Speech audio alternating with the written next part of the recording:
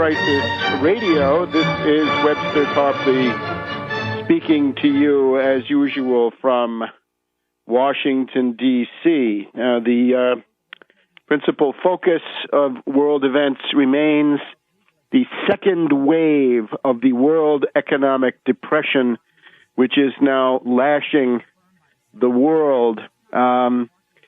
And in particular, this week it has taken the form of the beginnings of fear. Some might even say elements of panic creeping into various markets, as they're called, around the world, various places where speculators and parasites, high-frequency traders, hedge fund operators gather. They're now getting frightened about the status of their looting rate and, above all, their ability to prop up the $1.5 quadrillion derivatives bubble. And we've seen various symptoms this week. In particular, we would point to the collapse of the stock of Citibank, one of the largest zombie banks and the most zombified of all the large banks. The shares of Citibank on Wednesday, I guess it was, took a dive of 17% within 5 or 10 minutes, and the stock had to be halted. And there was a whiff of panic on the New York Stock Exchange. Now, immediately they say this was because of an error. This was some kind of fat-fingered. The story's now fat-finger, or they're publicizing a drunken trader story, not so much on this, but in general. And then the stock was halted, and by the time it restarted, it had gained back 8 or 9% of what it had lost. But the Citibank stock that day still closed down 7%. This indicates that we are skating now on a terrain where catastrophic events may loom. And I would pose the main question of economic analysis. Are we near the point where the bottom falls out? The bottom falls out of this ship of speculative fools, which is called the world financial markets. The forces of world economic depression remain hugely powerful, and in particular, the impetus for world economic depression comes from this cancerous, kited mass of bankrupt derivatives, $1,500 trillion of kited, bankrupt, toxic paper derivatives. And the only question is political manipulations to make those explosive, depressive forces go in one direction or another. Now, last year, for most of the second half of 2009, the Anglo-American financiers from their fortresses in City of London and Wall Street were taking it on the chin. They were getting hit as the dollar seemed to be collapsing from June, July, all the way to the first week of December, at which point they, with Soros as the leading element, although not the main force, but simply the light cruiser leading this predatory speculative fleet, began attacking Greece, the southern tier of the euro, Portugal, Spain, Italy, Ireland, and used this to try to shift the focus of the depression away from the U.S. dollar, the obviously bankrupt zombie banking communities of the City of London and Wall Street, to try to shift that over into continental Europe, Euro land, Frankfurt, Paris, Milan, and Spain, and then the rest of these places, Greece and Portugal.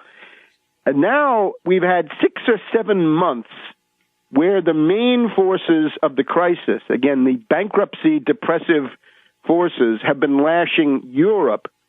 But now we've reached a point where that is beginning to become unclear, in the sense that the Anglo-Americans had, as you've heard on this program, had planned a blitzkrieg, a lightning war against the euro, leading to a panic crash of the euro. They were talking about parity. They wanted it to go down to 1-to-1, and it had been at about $1.30 to buy a euro. They wanted that to go down to $1 to €1, which would have been a significant collapse and might have led to an uncontrollable panic flight. They were lining up pension fund directors and central bankers and others saying it's time for you to dump the euro at the end of May, the beginning of June.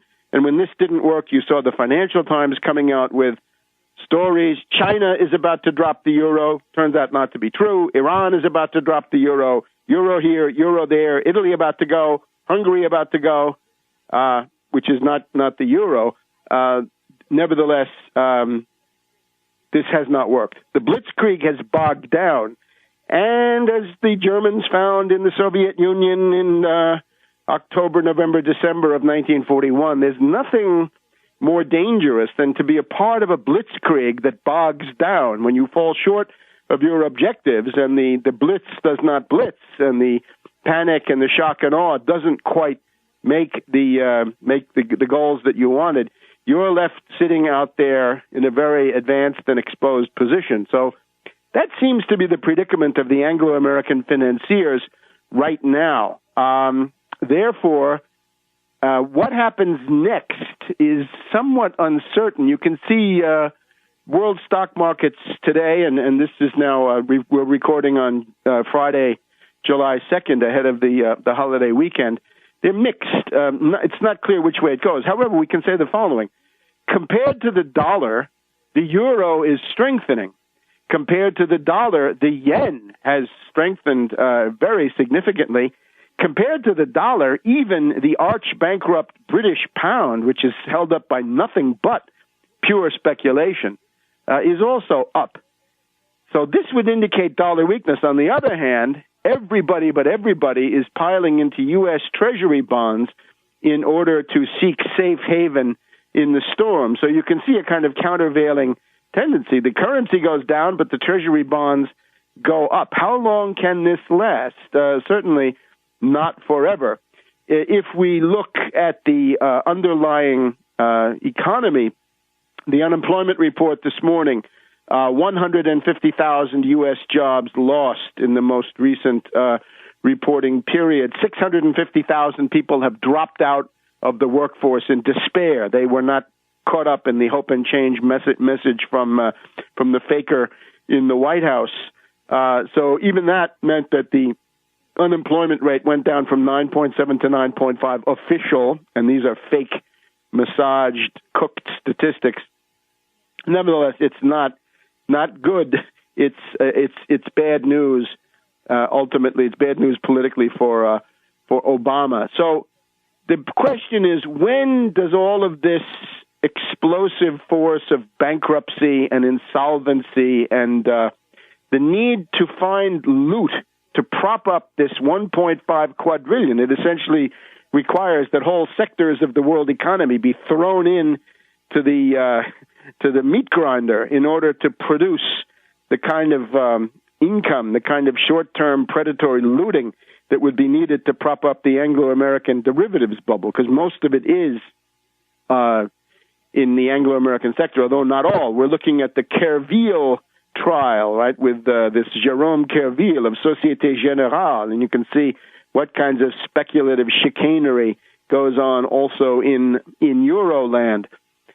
We've got this pattern of Soros attacking Germany. I think we mentioned this last week. Soros' speech in Berlin, Soros' op-ed in the Financial Times, attacking Germany as responsible for the Depression and attacking Germany as leading to a period of renewed warfare in Europe, tremendous ethnic upheavals, right-wing extremists coming forward, essentially Soros threatening chaos over Europe, with the full idea that the left-wing side of the chaos, as well as quite a lot of the right-wing side, is funded by Soros.